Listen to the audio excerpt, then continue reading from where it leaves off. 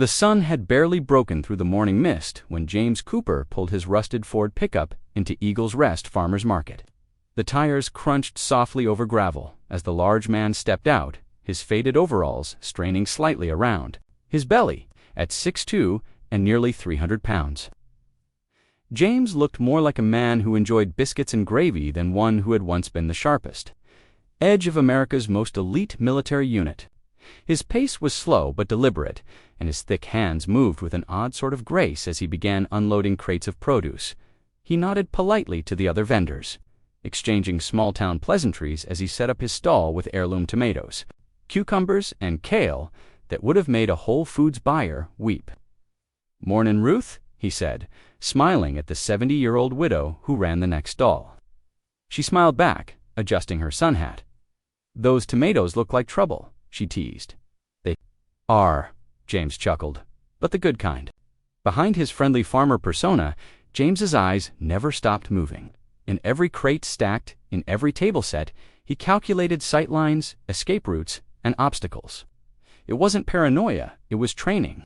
8 years of living in this sleepy Montana town had not dulled the instincts forged in fire. While everyone saw a chubby man selling organic vegetables, James still saw angles, threats, patterns. Today, something felt ... off ... at exactly 8:42 a.m. The stillness of the morning was shattered by a low, guttural rumble rolling down Main Street.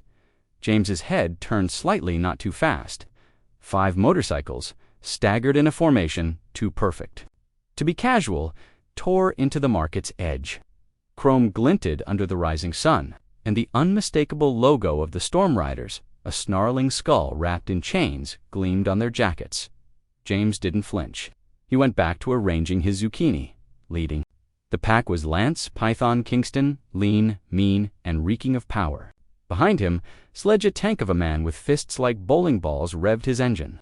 Reaper, their scout, slid past the rows like a ghost, disappearing behind the flower stalls. Goliath, a man who could have been James's twin in size but not in posture, posted up near the bikes. 2 younger men trailed, trying to look tougher than their beards could support. The market stilled. Shoppers froze. Ruth looked over at James, eyes worried. "Oh no," she whispered, "not them again." James's voice was calm. "Go help Helen with her jam jars." "Ruth," she paused, sensing something in his tone, something firm beneath the drawl, then nodded and shuffled away. Python approached James's stand like he owned it. His boots clicked with the arrogance of a man who'd never been told no. James kept placing cucumbers, not acknowledging him just yet. "Well, well," Python drawled loud enough for everyone to hear. "If it ain't the vegetable king himself. You got our weekly donation ready, fat boy?" James finally looked up. His eyes held warmth, but his body didn't move an inch. "Morning, gentlemen, looking for cucumbers or just causing trouble?" Sledge picked up a tomato and crushed it in his palm, letting the pulp fall to the ground. "These look a little too red for my taste." $3 each, James said calmly. The gang laughed. Python leaned in, lowering his voice. "You think this is a game? This market's on our turf now. You either pay up or we make an example." James tilted his head slightly. "Funny thing about turf," he said, "it usually belongs to someone willing to bleed for it." Sledge stepped forward, his bulk eclipsing the produce stand. "You got a problem, old man?" James finally straightened, slow and casual. His smile remained, but his feet had shifted, slightly into a fighter's stance, invisible to an untrained eye. "No problem here," he said, "but you might have one if you take another step." "Cops," he said sharply. James heard it too. Chief Anderson's cruiser was idling down the block like clockwork. Python snarled, grabbing another tomato and chucking it at James's sign. "This ain't over, farmer," he spat. "You'll see the bikers mounted up, engines roaring like angry lions." Within seconds they were gone, vanishing into the tree-lined road that wrapped around Eagle's Rest like a noose. Ruth returned, clutching her handbag to her chest. "My heavens, James, what was that?" "Just noise," he said, already cleaning up the mess. "Nothing that can't be handled." But inside, James's mind was calculating faster than ever. Something had changed. The Storm Riders had been aggressive before, but never this bold. The show of force wasn't random. They were sending a message, and he knew enough to understand. That when the small players act up, it's because the big ones are watching. His flip phone buzzed. A coded message. It's starting meet in 1 hour. James wiped his hands, loaded his crate of ruined tomatoes back into the truck, and gave Ruth a nod. "Tell Helen I'll be by for that peach jam tomorrow," he said warmly. Then he got in, turned the key, and drove away, knowing full well the next chapter was already in motion. Jenny's calf sat at the quiet end of Main Street, tucked between a hardware store and a feed supply shack. The smell of cinnamon rolls and coffee wafted through the open window. Masking the real nature of what was happening inside, James pushed open the wooden door, just as the brass bell above gave its familiar chime. Behind the counter, Jenny looked up with a smile. It wasn't fake, it never was, but there was tension under her cheerful tone. "Morning, James. Coffee's fresh." He nodded. "Appreciate it." The cafe was empty, save for 3 patrons seated at far corners, a man reading a newspaper upside down, another pretending to fix a tablet that wasn't even powered on, and a third scrolling through a phone with military posture. None of them made eye contact, but all were listening. James took his usual seat in the back booth. From there, he could see both exits, the service door and the reflection in the pastry case. Every visit here, every move, had been rehearsed. 100 times. Jenny walked over, topping off his mug before sliding a sealed envelope onto the table beside it. "Quiet morning," she said, the usual code that meant the room's secure.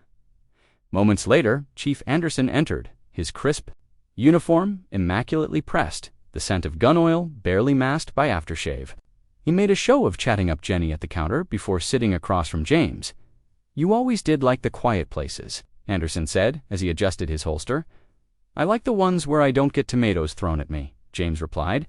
With a wry smile, the chief's tone dropped. "So, it's started, louder than usual. They want the town scared, and the feds," Anderson asked, nodding toward the man with the upside-down newspaper. "He's ours," James replied. "So are the other 2, and we're ready." The door chimed again. A man in a tan jacket and glasses walked in, carrying a file folder that screamed government without saying a word. David Martinez, special agent though today, he was just another insurance adjuster checking on local damages. He slid into the booth without ceremony. "Python's crew is just the surface," he began, pulling open the file. "We've got satellite images showing the Storm Riders compound expanding. New infrastructure, looks like they're preparing for logistics operations. This is no longer Gangleyville behavior. Someone's funding them and training them," James added, sipping his coffee.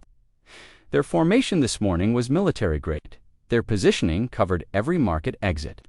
Reaper flanked wide, probably 2. Clock my response. They weren't just bullying, they were probing." Martinez nodded. "Intel backs that up. Cartel chatter spiked last week. Weapons shipments moving from the Mexican corridor into the Midwest. Montana's become a funnel, and your sleepy town. Here, it's the control point, which means the market stunt was the opening move." Anderson muttered. Jenny returned, refilling cups like any friendly waitress would, but her voice dropped into an operational tone. "Sledge was at the Iron Boot Tavern last night, bragging about new recruits. Ex-military. One of them used to teach breach and clear in Iraq. They're professionalizing," James confirmed. "That's not good. If they consolidate here, we won't just have gang issues. We'll have a black market armed force operating under cartel protection." "We need a play," Martinez said, "and we need it fast." James leaned back in, the booth eyes focused, but far away. "They think I'm a farmer. One they shook up today. They expect me to flinch, maybe even leave town. And when you don't," the chief asked, "they'll escalate," James said flatly. "That's when they'll show their real hand." Martinez tapped a button on his watch. A new image popped up on the secure tablet. An aerial shot of the Storm Riders compound. What used to be a rickety collection of sheds and trailers was now ringed by fencing, spotlights, and hardened structures. One roof had recently been replaced with hit-reducing material used to shield infrared detection. "This is a military staging ground now," Martinez said, "not just drug or gun smuggling. We're talking about a domestic base of operations, and it's being supported by people above the pay grade of biker gangs," James added. "We let them escalate, and we document every move. Then we cut off their legs." Anderson looked uneasy. "If this blows up, James, we've got families here. Kids, we can't have bullets flying down Main Street." "It won't," James said, "because when they come for me, they won't be expecting me. They'll think they're handling a scared fat farmer." Jenny placed a folded note on the table, intercepted radio chatter. "They're planning a visit to your farm," when James asked, "Already standing tonight." "Perfect." He downed the last of his coffee and looked to Martinez. "Make sure the response team is staged far enough out. I want them to think they have total control of the scene." Martinez nodded. "You sure you want to do this alone?" "I won't be alone," James replied. "I'll have the element of surprise, and I'll have 8 years of planning. That's more than enough." He turned to Anderson. "But I need your men out of sight. We don't need uniforms complicating this. Keep your boys off the road. No sirens, no heroics." The chief hesitated, then nodded. "You got it." As James left the cafe, the other customers followed discreetly, dispersing across town like morning shadows. The trap was set, back at the farm. James moved like a man preparing for battle, not the kind with guns and grenades, but the one that plays out in silence, precision, and control. From the outside, it still looked like a rundown property owned by a man who hadn't seen a gym in 20 years. But below the barn, beneath the stacked hay bales and rusted tools, was a different world. A command center with reinforced walls, surveillance systems tied to satellite feeds, and backup power that could run for weeks if needed. He opened a secure panel, typed a 21-character password, and watched the wall slide away to reveal a hardened screen and lockers of gear. Tonight, they would come. And tonight, they would learn that sometimes the scariest man in the room is the one who doesn't look scary at all. At 11:43 p.m., the outer motion sensors at James Cooper's property activated. No alarm sounded, no lights flickered. Instead, deep within the barn's underground command center, red blips began to pulse quietly on a digital map. 12 signatures, 2 foreman teams moving in flanking formation, plus 4 support operatives holding a perimeter. Classic small unit tactics. Standard protocol for a surgical extraction or an execution, they thought he didn't know, in his living room. The soft flicker of a muted television cast, James in silhouette. From the outside, he looked like a tired man slouched in a recliner, half asleep, vulnerable. In reality, it was a weighted decoy. James was beneath the house, dressed in matte black tactical gear designed to blend with shadows and dissipate infrared. His old Delta Force insignia was stitched into the inside pocket, never displayed. Always remembered, he counted the seconds at exactly 11:59 p.m. The main power to his farmhouse went out. They'd cut the grid. Phase 1, James tapped a switch on. His wrist device, the cameras feeding his command center, flipped to thermal backup, revealing the approaching silhouettes with chilling clarity. They moved like predators, confident, armed, silent. Phase 2, he waited until the first team breached. The front door, they entered like ghosts, weapons drawn, sweeping corners, clearing rooms with mechanical efficiency. But the farmhouse was rigged, not with explosives, but with psychological disarmament. Loud creaks, strategically placed mirrors, confusing architectural features. Designed to disorient, designed to make even trained soldiers doubt their steps in the barn. The second team approached with a bolt cutter, prepping to open the lock. A light snapped on inside, flickering dim. The old radio next to a pile of hay played a soft country song, "Take Me Home, to the Place I Belong." The moment one stepped inside, the floor gave a subtle lurch, just enough to trip equilibrium. Then the hay shifted, revealing a mannequin tied to a chair, with a crude note duct-taped to its chest. Wrong farmer. The flashbang rig beneath the mannequin didn't explode. It hissed, then spat out a fine metallic powder, harmless but utterly blinding under night vision. The team panicked, and that's when James moved. One swift strike to the throat of the nearest man, down, another to the back of the knee of the second. He didn't need to kill them, just disable, cripple. Let the story spread. The fat farmer dismantled a full tactical squad with precision that no overweight man should possess. By the time the last operative fired a shot, James was gone. Only the sound of his boots vanishing into the hayloft betrayed his position. A beat later, a canister rolled to their feet, smoke, dense and cold. Back in the house, The breaching team was struggling. Their comms were now filled with static. James had activated a short-range signal disruptor, not strong enough to alert satellites, but enough to garble their comms. One of them muttered into his radio, "Target not visible. House is clear." A shadow behind the staircase moved. He turned just in time to see James. Descending like a storm, the fight was over in seconds. One kick disarmed the lead operator. A sweeping elbow crushed another's jaw.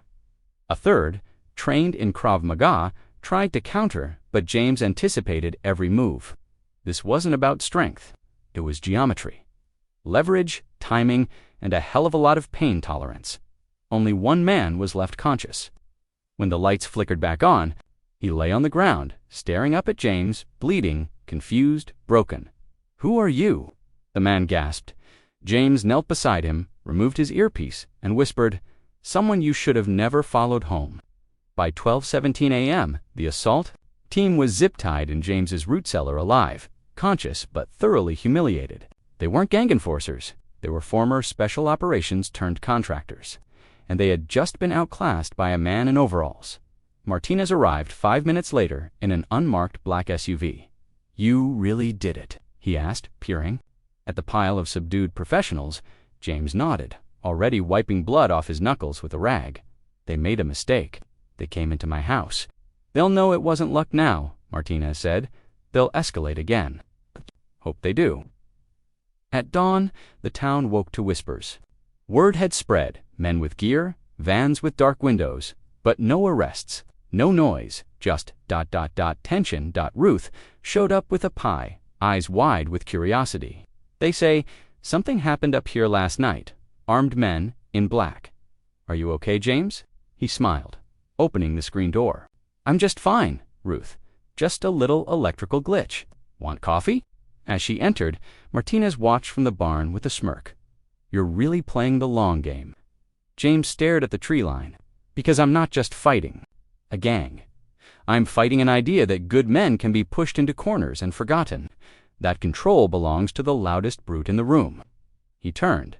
"I'm about to remind them some of us got quiet on purpose."